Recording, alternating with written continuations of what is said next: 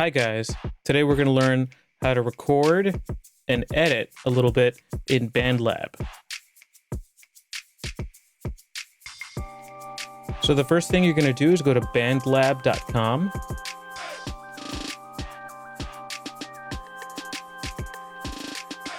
And then we're going to go to login. You guys can make a new account for yourself and use your school email, or you can log in using a Gmail account if you have one already. This is what the home screen looks like. And we're going to go to the top right-hand corner where it says Create. This is the mix window, and you get this pop-up that has all the different kinds of tracks that you're going to be able to use. Today we're going to use the one in the middle that says Voice Mic. On the bottom, you're going to see that there's a little meter, and if when you speak, it jumps up and down, then that means that it's listening to you. If not, you can go to the input dropdown, and you can select the different devices there and pick the one that works. It'll probably say internal microphone. So here at the top, we're looking at the metronome. We can change the tempo by just clicking and putting in a new value.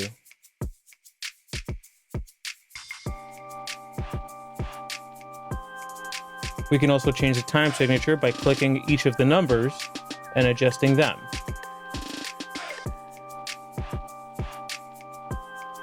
We have other parameters that we can change with the metronome. Like, for example, if you hit the drop down here,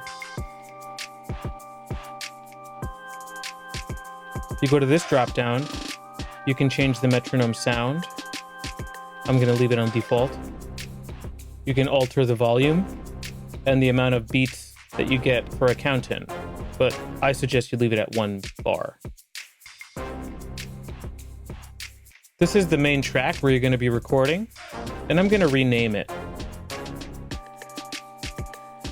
If you click the little metronome icon, you can turn it on or off, but I suggest you leave it off unless you're wearing headphones, because the metronome beep will be recorded over your voice.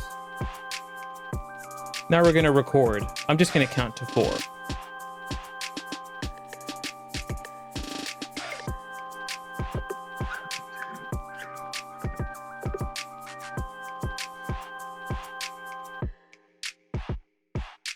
They look a little small, so I think I'm going to zoom in.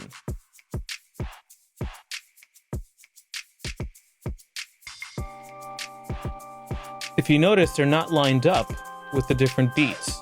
Here we have measure 1, beat 2, measure 1, beat 3, measure 1, beat 4. And I'm going to have to alter them to make them fit.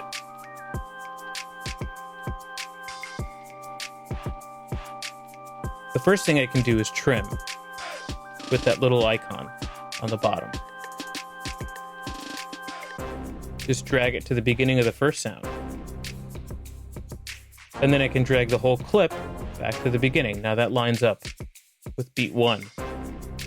The next thing I'm going to do is trim the back end. But I'm still not lined up for beats 2, 3, and 4. So what I'm going to do is a different technique. I'm going to drag the playhead to the beginning of beat 2. And then I'm going to hit this button, slice at playhead. And it slices it into 2 parts. So now I can trim the first part to give me room, and I can drag the second to where it belongs. I can zoom in if I can't see well. There we go. And I'm going to repeat the same process for the number 3 and the number 4. Drag the playhead, slice at playhead, trim a little bit to give me room, and it's the same for beat 3 and also for beat 4.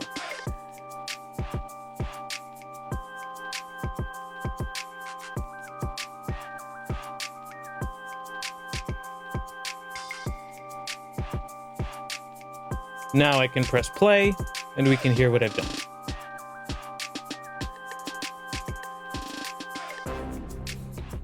We should name the project now.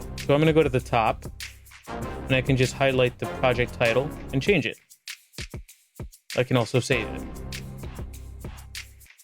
Now we have to get it out of this app. So we're going to go to File, we're going to go to Download, and then we're going to go to Mix Down As. It's going to save it and process, and then it's going to ask you which format you want it in. We want the highest quality MP3, and you're going to hit Download.